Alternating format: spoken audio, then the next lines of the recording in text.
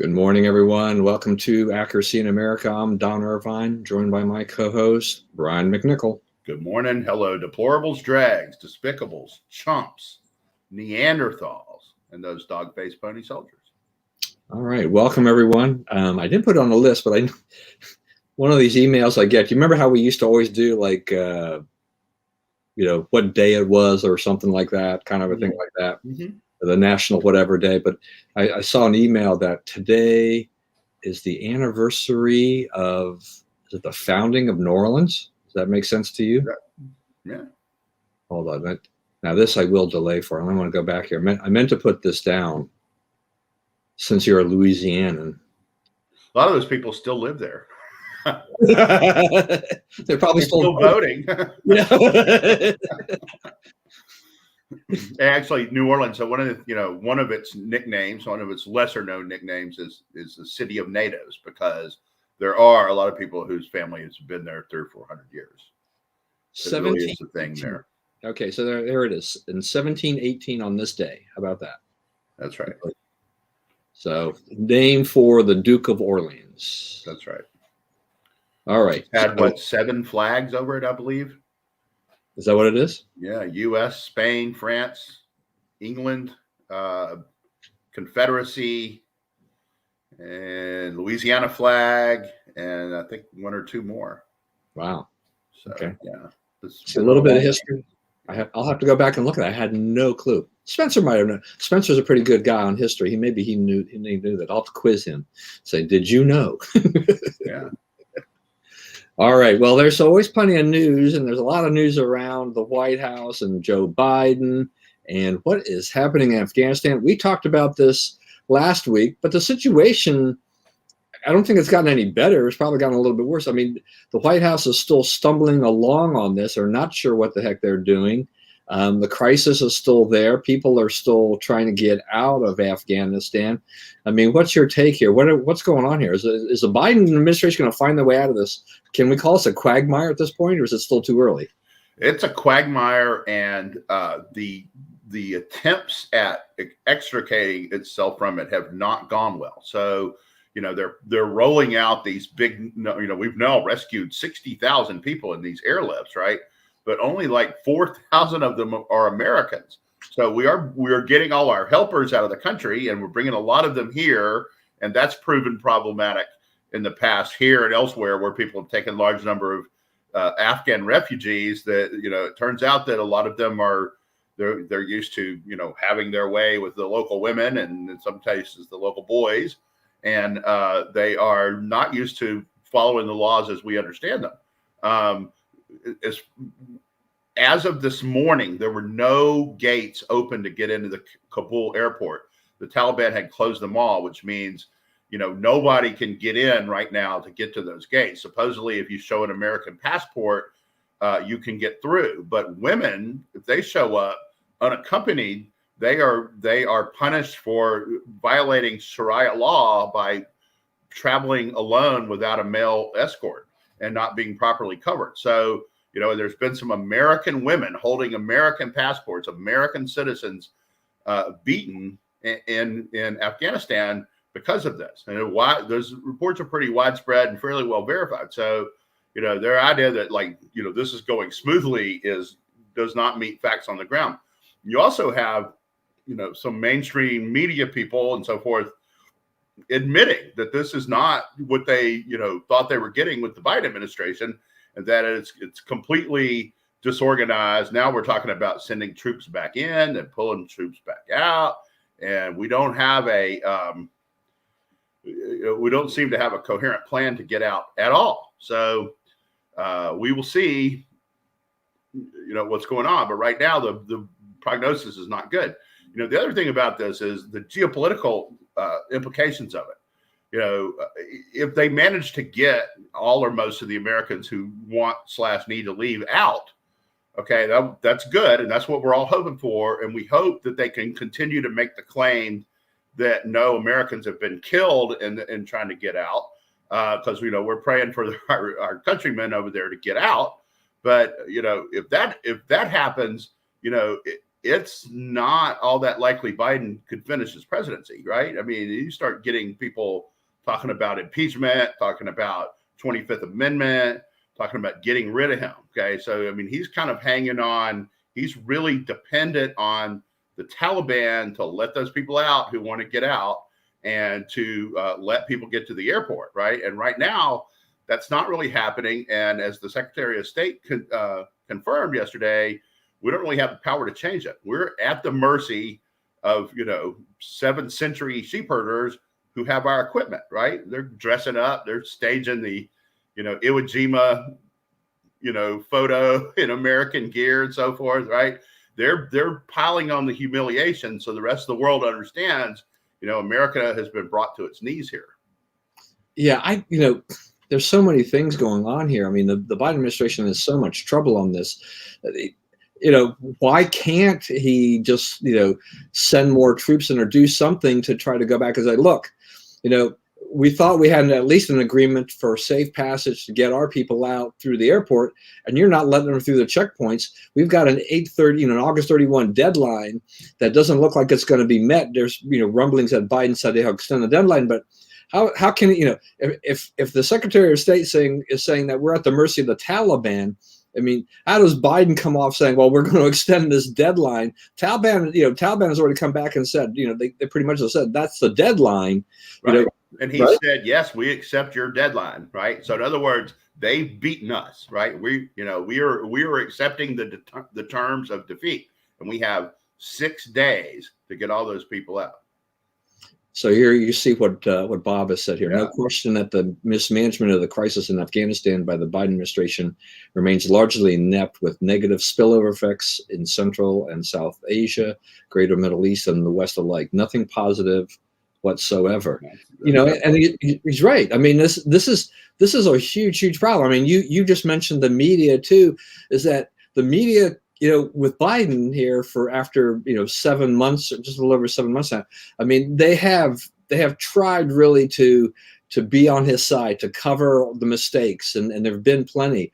But this is getting to be where you can't keep that lid on it any longer, that this is too big. This is now the world stage. You can talk about domestic issues and how they can kind of control that or try to shove that to the side. But this is an international problem. Other countries are sending in their planes to try to get their people out. I mean, the country has, it's collapsed. We spent 20 years there, and what are we getting out of this? Nothing but extreme humiliation. This is just really bad. And when you're talking about his presidency and will he survive and things like that, I mean, I think a little bit back. I mean, there have been some comparisons to, seeing, they've done things about, how much this compares to Vietnam and the mistakes we made there. But you remember, President Johnson, I mean, he got smacked upside down on one side or the other. I mean, and he didn't run again, right? I mean, he did not run for re-election. And it's not, Biden's not facing an imminent re-election, but he's facing other problems that are endangering his presidency at this point in time. And you mentioned, I mean, the media ridiculed, all the talk, well, they kind of, I guess maybe even they pushed it a little bit. They didn't mind maybe the talk about the 25th Amendment under Trump and stuff like that. But they're getting a little bit alarmed about Biden's ability to manage this whole thing, and how the misstep after misstep after misstep here. I mean, how does he recover from this? I mean, how bad is this? I mean, this is just the thing that got their attention, right? It's, people on our side have noticed this for some time. The border, Biden, the border was working. Trump had, basically stopped people from coming into the United States. And if they came in and they requested asylum, they had to wait in Mexico. Now they'll have to do that again because the Supreme Court has said that Biden unraveling that policy was unconstitutional. But he flipped the border policy. It became a disaster. Trump had us energy independent. Biden flipped the energy policy. Now gas is up at $1.50 a gallon. He flipped Trump's economic policies. Now we have the high. July was the highest inflation in American history since they've been measuring inflation. so, he's brought a lot of these problems on himself. So there's been a lot of like incompetence out there and inability to like explain it or make it better and whatnot. And now you have a giant thing that they cannot ignore. So there's sort of a cascading effect of, this gang cannot shoot straight and so forth. And, it's starting to have big, huge implications. His popularity has nosedived. He's down around 40% in most of the polls. On Rasmussen in right direction, wrong direction, he was 16 underwater. A right direction, wrong track, they call it. And the strongly approved thing is down 8. He's 18 underwater. So 18% more people say they strongly disapprove of him than say they strongly approve. Now, who are those people? Who is moved into that category of considering Biden terrible? The people who, shifted away from Trump and enabled him to be elected. So now you have the Democrat, the congressional preference is now +1 for Republicans, right? So which you rarely see because of the prejudices that are sort of built into the polling. So, I mean, this is a disaster for Democrats, and they have to start figuring out, you can even see like Adam Schiff came out of an Intel briefing the other day and delivered, several little nuggets of bad news that the Biden administration would not have wanted out there and that he would have never done, under normal circumstances. But that's sort of a, saying without saying that there's some people pretty deep into Democrat partisan politics that are getting ready to jump ship here. And it's politically, it's terrible. And it also now appears, and I could be wrong about this, maybe somebody will, come in and help me, but the only advisor who seems to be getting through to him now about the political lay of the land is Jill. Right. And so, Jill's telling him, hey, people aren't really worried about Afghanistan. She's wrong. Right. Because that's all anybody's talking about. Even the people who support him are, finding themselves in a rear guard action here. So, things are going bad. And, I guess, this will eventually end or it'll fade from the newspaper. But we will be left with, this guy was really incompetent in this situation, and he's been really incompetent in some situations before that. And so everything that he does from then on is more evidence of the incompetence. So he's viewed through a whole different lens now, even by like the Jake Tappers of the world. So yeah, it's a long way out of this tunnel for him. And I don't think he has an advisor who knows what he's doing that he trusts anymore. I think he's kind of tuned out Ron Klain and gone with Jill. Yeah, the thing about the advisors is just that he did get a lot of advice, from people saying, do not do this. Yeah. And he ignored those people and went ahead and did it anyway. And, this probably satisfies the far left of the party. But, as we said, it's been a disaster for them. It's been the wrong thing to do. He was trying to set himself up for, just this tremendous thing for 9/11. They'll be able to, look at the success. I'm the president that finally pulled us out after 20 years. Here we are on 9/11. This is going to be a very bad 9/11 now, right, as a result of this. He's made this worse. I think there was something about was it one of the SEALs, somebody who'd helped take out Osama bin Laden has publicly said that he wants to go back to Afghanistan and help, get Americans out.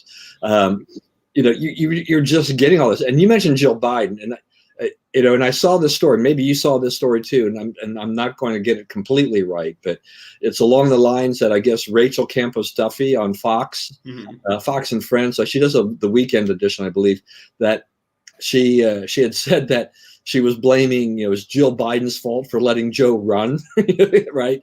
And her press secretary went ballistic. He just, he wants an apology and a bunch of other things. Just thought it was disgusting and all this kind of stuff. But there's a grain of truth to this in a sense. It's like, there's more than a grain to it. I mean, well, I'm being nice. Go ahead. I mean, I don't think his cognitive decline is certainly no secret to her. She's known him since she was 13 or 14 years old, right? And they've been really close since almost that long. So, if you know what I mean. And but he's, she can't have not noticed this, right? But she wanted to be first lady and she wanted to wield this power. And I mean, you got to hand it to her. She's there. She's calling the shots for, U.S. foreign policy. Disasters for us. But I mean, here's a, community college teacher, running the free world. All our allies are against us. They don't understand what's going on. They've never seen America in this kind of weak position. They've disagreed with us, right? Before they've been mad because we pursued a policy they didn't like. But, they were like the Americans have our backs, and, which is no longer in play, right? We now, anyone that tells you, anytime we tell someone, hey, we have your back, they'll say, well, that's what you told the people in Afghanistan, right? And you didn't really have their back. So, I mean, we have forfeited a lot of, political good here, a lot of goodwill, all over the world. And we have people that are just furious with us for letting down the NATO alliance, and letting down world security. And, God only knows what comes from, China's already swooping in, Russians are already swooping in to make deals with the new government in Afghanistan. So, this was a major blunder, and the effects of this blunder will be present and unable to be hidden for a long time. All right, so that you just said something here, and I think this comment here from Bob is perfect. Just goes along with what you're saying here, because it's true. I mean, this completely poor performance, this mismanagement with our relations with NATO. He's right. I mean, they were supposed to be a strength. They've been a weakness. I mean, instead of having this alliance of where we're doing these things together and America doesn't have a back, it's been kind of like every man for himself. I'm right. Sorry, but you go get your people, whatever. Right. We can't help you. I mean, this is. And we're the ones who caused it. They are cleaning up our mess, right? Which I think makes them even more angry, right? The entire Parliament of the UK voted to condemn Biden over this. Yeah, these are people like almost all of them are a lot closer to him politically than they would be to Trump, right? Right. I mean, and Tony Blair ripped him, big time. I mean, so you're seeing these people that would have been the supposed allies of Biden, and they, there was that kind of a knee-jerk reaction, I think, for a lot of these world leaders that had some rough relations with Trump or didn't think much of Trump. They're thinking like, okay, well, this is great. We got Biden. He's an elder statesman kind of guy. He's got lots of experience in Washington. He's going to help restore the problems that we had before with Trump. But now you look at it and you're like, well, wait a minute. Trump got a lot of stuff done. I mean, he kind of set the tone, and he wasn't going to take a lot of garbage from a lot of these world leaders and set this whole tone. And Biden is, he's rolling back to the old days of the way they did diplomacy. But it's really been a disaster for him on this, and this is not bode well for the future for what he has done here, because this is such a major blunder here. I don't know. I mean, I think it's going to take a while for a lot of these people who have put so much faith and trust in the U.S. to say, how do we trust you going forward if you want to do some of these things again? I just see that there's going to be a lot of skepticism, a lot of reluctance on their part. And the other thing is, look at the whole organization, right? Do you trust Blinken anymore? Do you trust Milley? Do you trust Austin? Do you trust Psaki? Do you, how many would he have to fire before, Americans would say, hey, he's cleaned up the White House and he's gotten rid of the incompetence? Now we realize the incompetence down there goes pretty deep, right? It's 3 or 4 deep at every position, that people are not up to doing this job, and the mainstream media, one of the points they've tried to make in their, it's a rare period where they're being sort of critical of a Democrat administration, is that, these are people who've made straight A's all their lives, and, every school they applied to begged for them to come, and, their careers were marked by one success after another. And now they've come to where, it's not being pretty that helps. It's really hard work, and then you really have to have some nerve, and they have failed massively. and they are not dealing with failure well. They are not looking at what wrong and trying to fix it. They're, trying to shift blame. Biden blamed the Afghans. He blamed Trump. He blamed the conditions. He blamed the media, everything. But hey, we made some dumb decisions, right? And we're going to adjust. And then he gets up and he gives speeches and he talks about the economy and he talks about COVID. And, people are like, hey, what about Afghanistan? And he literally turns his back and walks out of the room. I mean, he's just telling you, I'm not going to tell you anything about this. We don't know what we're doing. We don't really have a plan, and, you'll just have to stand by until it works itself out, because that's, where this is going. Right. I mean, at least, if he does talk about Afghanistan, he doesn't take any questions. I mean, it's basically, Right. This is our statement. This is our policy, whatever the mess this is. And that's it. Because don't you dare, I can't take any questions because I can't answer them. Right. I have no reasonable answer that would satisfy anybody.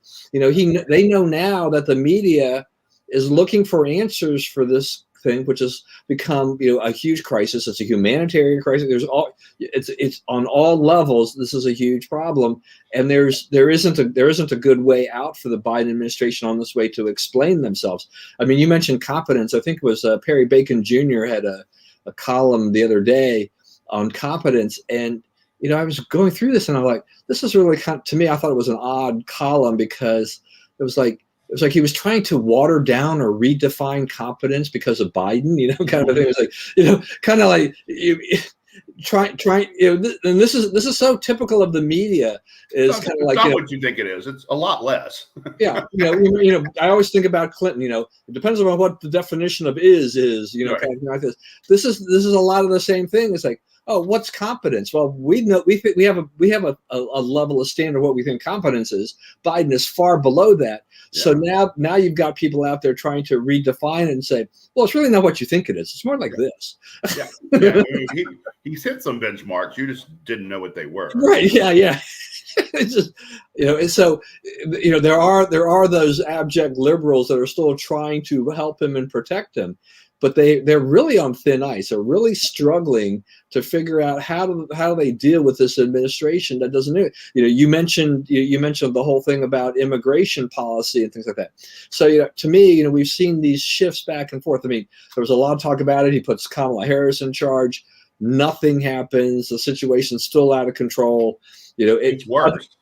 Yeah, worse. And then things, other things kind of take over in the media. The Democrats try to make the 1-6 thing a big deal and try to get that splashed across the front pages to me, a lot of diversionary tactics on other things too, right? Because as you saw, the FBI this week said we don't really have any evidence of collusion or any kind of big plan to overthrow the government or any of the stuff that they've been charging. And now, so let's go get those guys out of the dungeon in DC and let's try them for their little misdemeanors and give them their fines and slap them on the wrist and let them go, because enough is enough if you don't have any evidence of anybody trying to overthrow the government. That's what you justified holding them in a dungeon for 9 months for, right? That was your 8 months. That was your justification. So if that justification is not there anymore, those people need to get out. I mean, when you have Putin, mocking your human rights record, you are doing this wrong, right? Yeah. No, I mean, yeah. When you have those people doing that, you know exactly what went wrong here, and and we talked about this. We talked about the 1-6 issue, from the get go, and a lot in terms of Pelosi and company trying to make this a big deal, that this was going to be a major mistake. This is just like running these impeachment trials. These were not going to go well for them. Would backfire. They wanted to use this as some kind of, they thought they had some leverage for 2022, but this only adds to the problems they're going to have in 2022, because none of this is going well at all. They can't run on, all the issues of 1-6. Nobody really cares about that anyway, and blew up in their face. Right. You've got Afghanistan, which is going to have, to me, based on what I'm seeing here, it's going to have a very long tail. And this is going to be an overhang on 2022 that the Democrats don't need. But they don't know how to shift the narrative and get it out of there. They're stuck with this because like you said, Adam Schiff comes out and talks about some things. We have, I mentioned, last week we had the heads of the Senate Intelligence, Foreign Relations, these various committees saying, hey, and they're Democrats, they want answers. So, when you start having Democrats saying, we need answers, we don't understand what's going on here, what have you done here? Then you've got a problem, and that problem will just linger because they don't have, as you have said, they don't have a policy. They have no idea what they're doing. And when you don't have any roadmap ready what you're doing, this is going to be a problem that's going to linger, as well as, as we go back to immigration. It's like, so now you have the Afghan refugee issue, and there's a lot of controversy over that. I mean, I think we've seen, what was it, Laura Ingraham and maybe even Tucker talk about it. I mean, they want to know about the vetting of this, which is, I hadn't really thought about it. I understand that, though in that sense, exactly. I'm not sure who we're really getting necessarily, but there seems to be an issue that we're not getting the interpreters who helped us. That seems to be bogged down and botched. So right. But who are we getting? So right. Like Emerald Robinson said yesterday that what they're doing is, they're the Taliban people are going and dressing up as claiming to be interpreters and people who helped us and getting on those planes. So we're flying in, fighting members of the Taliban into our country without vetting. There's no vetting going on. That. You saw those pictures of the transport planes, and there's 1,000 people standing up in a plane. Do you really think they've sat down and interviewed those people and verified the information that those people gave them? Against what? What are they verifying it against? So, that was what Trump started, or at the start of the Trump administration. Remember, they had the Muslim ban, or what they called the Muslim ban, but it was a ban on countries people coming from countries who we could not verify the people they were trying to send, right? So that now you have that situation again. You're having plane loads and plane loads of people, and they keep releasing these numbers. Oh, we're over 60,000 people evacuated. 4,000 of those are Americans. 56,000 of them are unvetted Afghans, right? So, and there's also these stories out there now about, every time there's big clusters of Afghan refugees somewhere, there's a big rise in rapes. So, get ready for a big crime bump and so forth, because, we are bringing in people that we have not and cannot vet. So, and that's another thing. They have no plan for that. They're going to put them on Army bases. That always goes well. We're in serious problem here, and we're steadily, as fast as we can do it, making it worse.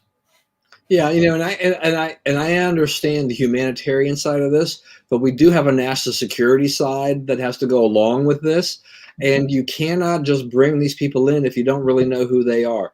Okay, so this is what Trump means by America first. Okay, if you put America first, then the national security piece comes first, right? So that's not what's happening now. What's happening now is other things, concerned about other people coming first. So Americans can't even get to the airport to get out.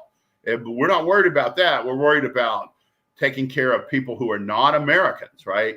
That's, people say, oh, America first, that's a xenophobic or whatever. No, that's a practical way of running the country that puts our people at the priority they should get from their government, the government we pay for and believe in. Right. And when you have an evacuation where you've just got all these people basically storming, kind of going to the airport, there is no way to vet them. There's no way. I mean, and most of the military forces are probably going to be like, fine, just get on the plane. When we load it up, we're going to close the door and we're going to take off. And we're just trying to get as many people out of here, as possible, as fast as possible, and everything like that.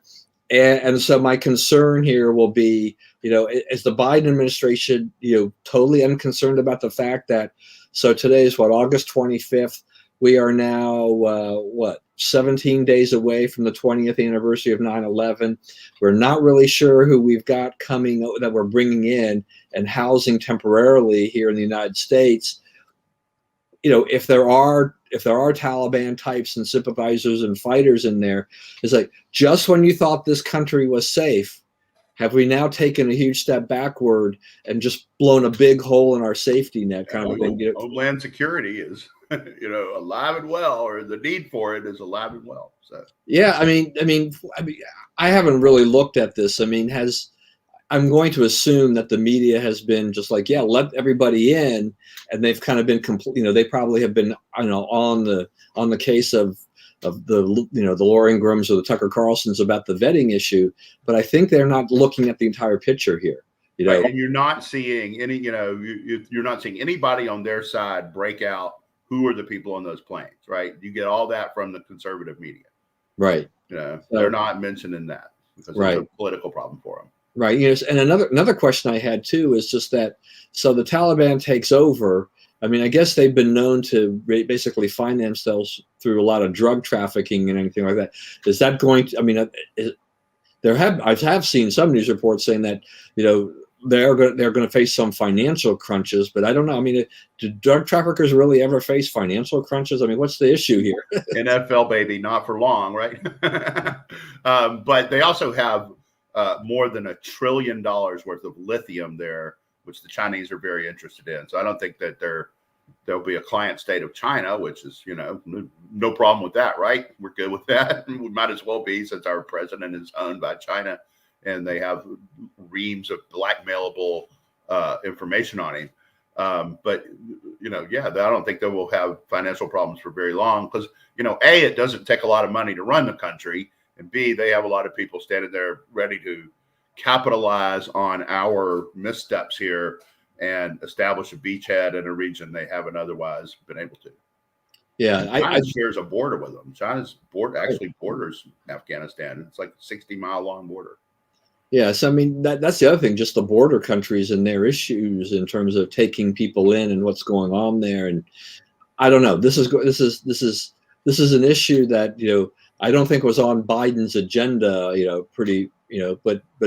But they just totally mismanaged this thing. It's just unbelievable that coming in trying to when you campaign on all of these things and you try to use all that government and that experience in government as part of your bona fides for why you're qualified to do this, and then this happens, one of the worst disasters politically.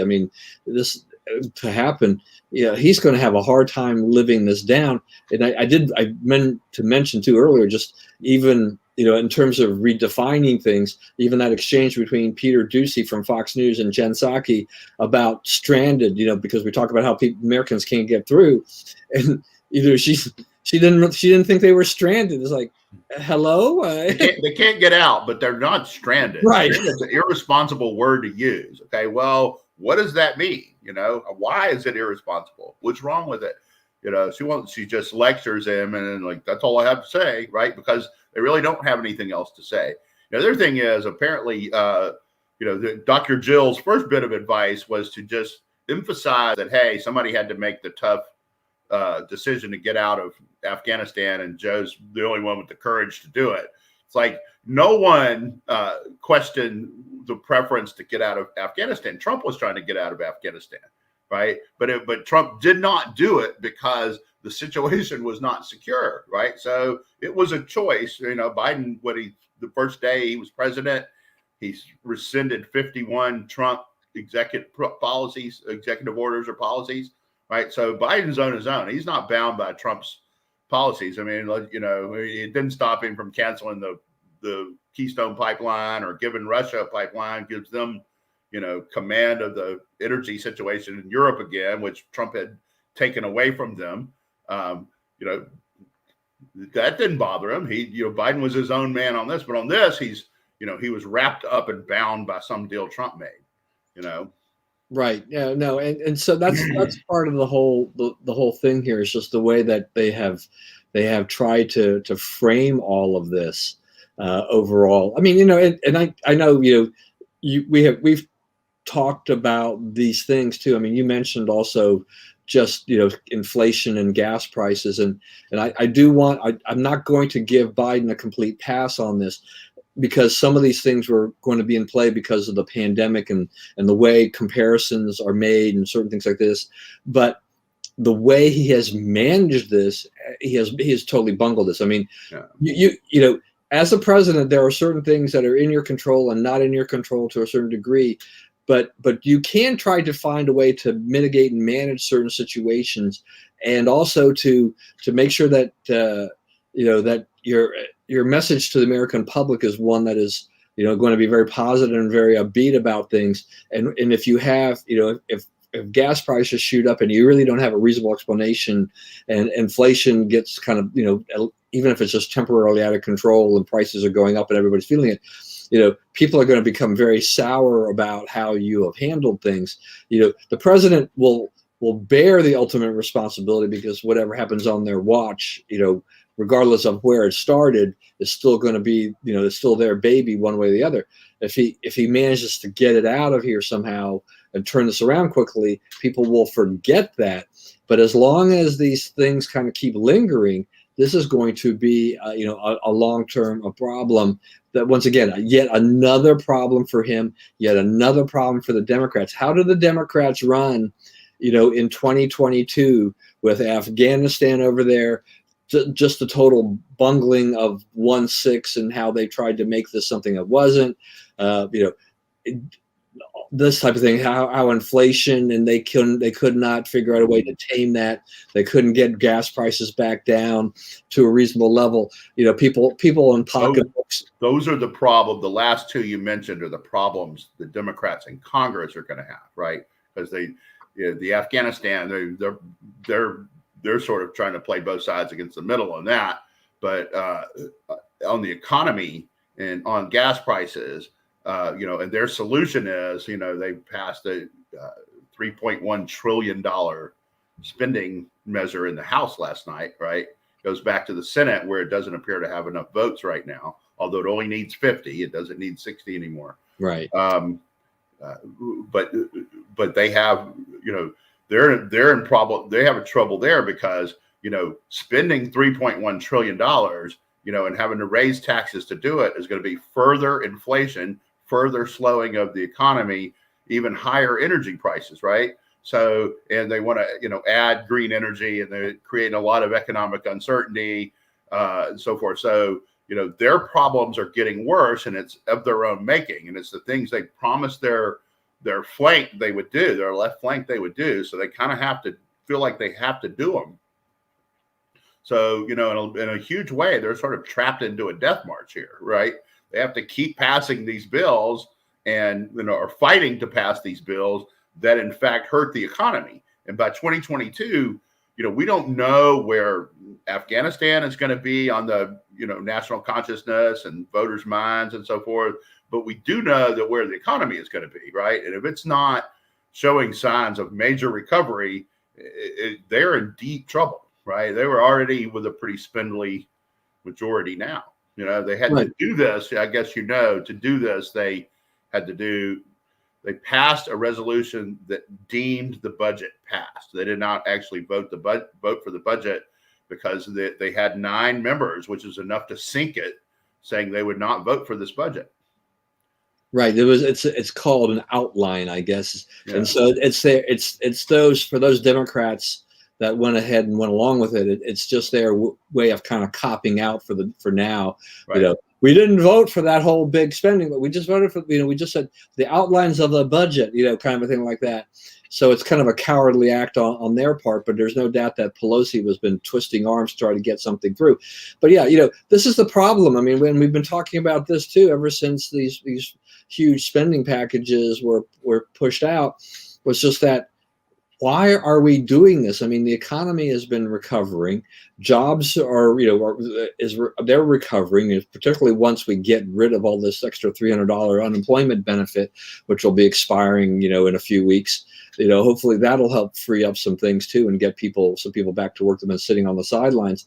But in general, you'd say, we're not doing that bad on the economy. But inflation is not where it's way above the target level of where the Fed wants and anybody else want to see it. And if you spend money, which is basically we're going to be printing money, that is an inflationary force. that is going to happen there, and we don't need it. The economy doesn't need the spending. This is just Right. all. This is just all political. Get your climate change in there. Get all this garbage in there. You know, the Bernie Sanders, the AOC stuff that they want in there. Get it in there and do it. This is their big chance to do it. But the American people. Another big problem, though, that they have not, I don't believe they figured out a way to climb is, we're running up on the debt limit, right? So Trump could not work with Congress on anything. He had all these debt limit deals and budget resolutions passed. We didn't ever hear about fighting over the budget, right? They got it done off camera and something everybody could agree to and moved on. Okay. You could say, a lot of conservatives are like, well, we had a chance to cut a lot of spending and we really didn't take advantage of it. And that's sort of true. But, what we do have now is a chance to block all these things happen, because they cannot happen if the debt ceiling is not raised. And the Republicans are united on not raising it. And at least Senator Sinema from Arizona and perhaps Senator Manchin too have said they will not vote to raise it. So under the present condition. So, Manchin's been moved over before. His wife might like an even better job than the one Biden's already arranged for her. But Sinema seems pretty serious about standing her ground on this. She also has said she won't vote for the budget resolution as it stands now. So, and that's the bad one. What's going to happen, or what could happen, is, the infrastructure bill that is mostly actually infrastructure. It's $1 trillion, and you can say, okay, we can quibble about the spending. Should it be that much? Does spending help? But the fact is, we need the infrastructure, right? We do have roads and bridges that are crumbling, right? We had the problem in Memphis. We had the problem in Minnesota. There's a lot of problems around the country that really need, infrastructure repair, update, build around, so forth. So, and, you could say that it'll have to be done by the federal government, but, everybody, directed spending is like how you keep your job down there. So it's kind of hard to argue against. That one could get through. The other one, I don't think has all that good chance in its present form of getting through.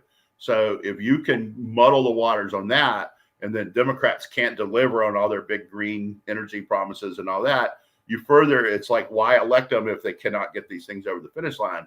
And it's going to get increasingly politically perilous for them to push these gigantic spending bills. And, you're saying you're giving these incompetents, trillions of dollars to waste, that may not, it's now out that the Biden administration is incompetent.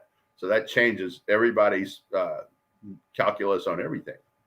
Well, I was kind of scanned an article the other day that, one of the other problems with the infrastructure side of things too is just that, we have doled out a ton of money to New York subway and all these other, big mass transit systems where their ridership just fell through the floor because of the pandemic. No one was going to work. So there's nobody to ride the buses and trains and things like that. And so the idea there is that, that was to plug the gap and help them until things kind of got back to normal. The part of the problem now is just that they'll spend that money and they'll run out of that. That funding runs out by 2022, or at least the money they'll be using is something to that effect. But the ridership's not coming back. Okay, right. It is even next year, even as people return to work. I mean, we're seeing, because of the Delta variant issues and other things, there's already a resistance to people to go back to an office. Okay. Right. Even if they're fully vaccinated, even if the office takes remodels and takes all these precautions, there are a lot of people who just don't want to go back to the office. They will take another job. They'll go somewhere else. They want work from home. Work from home is going to be the big thing that's going to happen. Therefore, there's going to just be fewer and fewer people in public transportation. And they've got an infrastructure that was built to accommodate X amount of people traveling on their systems. They're not going to be far below that. What are they going to do? Your state, by the way, in Maryland, they've spent what? $80 billion or something on mass transit in the last 30 years. They've reduced traffic by less than 1%. It doesn't work. Either you can ride the train or you can't. And building more trains does not change that. Right. Yeah. I mean, look, you can see if you go through Montgomery County, I guess part of PG County, you can see the purple line, coming together, and you're like, this is going to be one of the biggest white elephants ever, Yeah. because they built it first. It was a terrible idea to begin with, in my opinion, and after the pandemic, it's even worse, Yeah. because there's who's going to ride this thing. I mean, it's like, the reason, part of the reason it was built, was to help ease this congestion issue. But there is, and there's some congestion. I mean, some people are driving around, but they're doing other things, and office buildings are still pretty darn empty. Yeah, I mean, we spend a lot of money on public transportation that is just, an absolute waste of money. I mean, I think about like the whole, time is more important, right? I mean, the thing is what's the quickest way to do it, right? And every other product we have is customized for you. There's like your music. You're not listening to the radio station with whatever the disc jockey picks anymore, right? You're listening to radio that music that you curated. You chose your Spotify list or whatever, right? So there's like Bernie Sanders used to talk about, there's 400 kinds of deodorant, right? Because we all like our certain kind of deodorant. Okay, but in cars, in transportation, and one of the most important things you do, you have to do it every day. It's going to take a long time, no matter how you do it, and it has the most impact on your personal life day to day. Just do the group thing, right? Take away the customization of, I leave when I want to leave. I go where I need to go. I don't go pick up a bunch of other people. I don't go meet some nexus of transportation to ride this thing. I come back when I want to come back. I want to stay a little later and do something in town. I can do that because I have my car. They're going against the way people live their lives. Okay. That we could, you can say it's going to shift to Uber, whatever, that you won't actually be the driver of the car. You're just riding in the back seat. Okay. But that still does not justify billions of dollars spent on mass transit. Yeah, no, I mean, and when you mentioned too, just how much money the taxpayer dollars going for it, one of the things that ran through my mind too is that on a federal dollar basis, you probably wouldn't have to put in quite as much money if the politicians hadn't continuously raided the state transportation funds for other projects besides transportation, right? So this is a thing this is of their own making. They've taken the money out of the pot used for other things, and therefore there isn't money to repair roads and bridges when they're needed to be.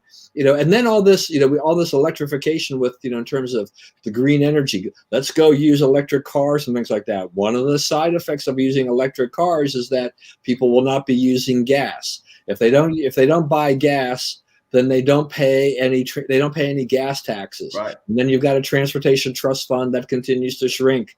So, I mean, there are these other ramifications along the way that occur as a result of these policies. And I'm still thinking, I was like, I cannot even imagine. I know we have, you and I both agree, where there would possibly be enough electric charging stations, to make this thing function. Right. And, enough electricity, right? Not just the stations. It's like, we don't have the power to do that. I mean, we're not close. I mean, we're not a third of the way there.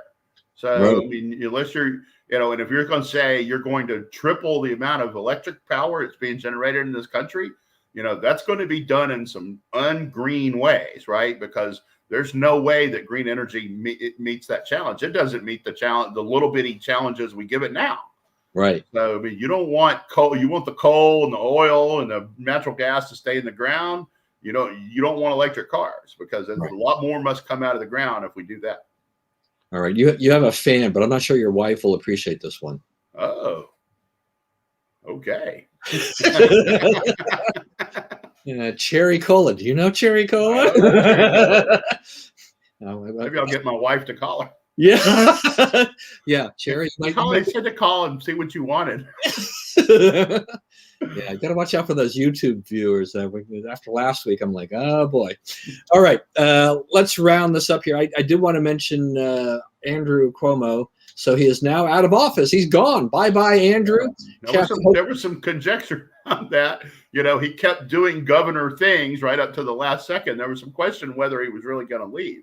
Yeah, I mean, and He gives 2 weeks notice, to yeah, and then resign as governor. he waited pretty much to the last minute, I guess, to submit his letter of resignation or whatever he needed to do.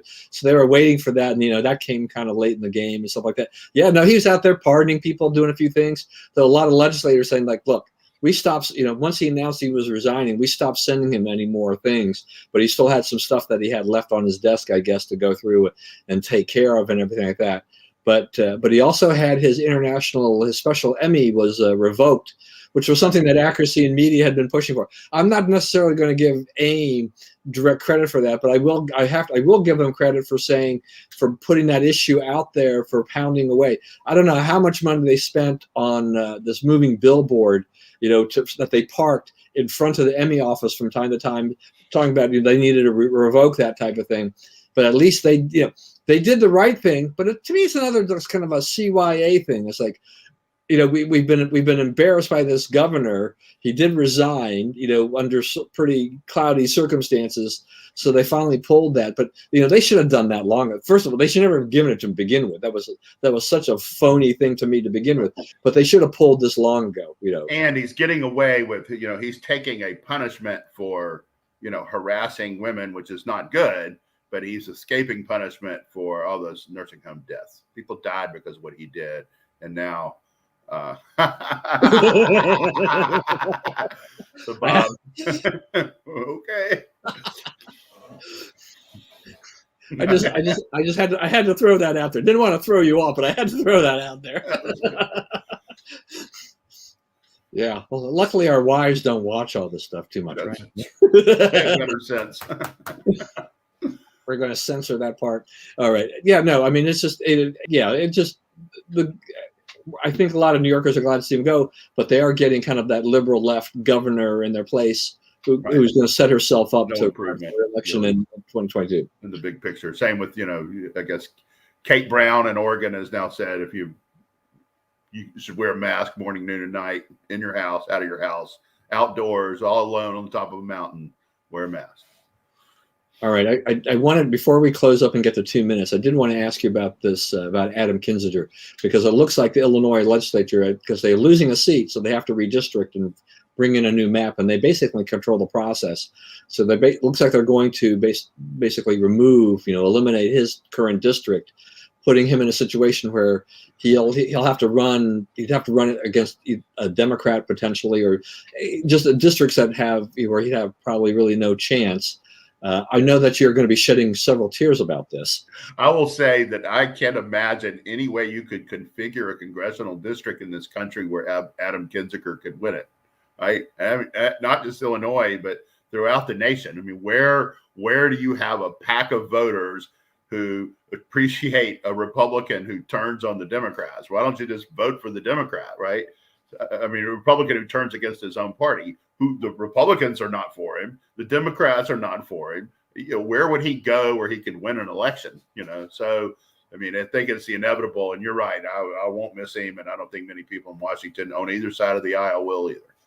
Yeah. So just curiosity. Do you think in the back of his mind that he kind of knew once he saw the reports out, he was coming, and at this point it's like, I don't really give a darn anymore. I'm just going to go full bore at this now. I mean, he was already in that direction, but what does he have to lose at this stage by just kind of going all anti-Trump crazy? I think there are a group of people out there in America who are just reflexively anti-Trump. They don't like, being told things or whatever, they're, daddy problems or whatever.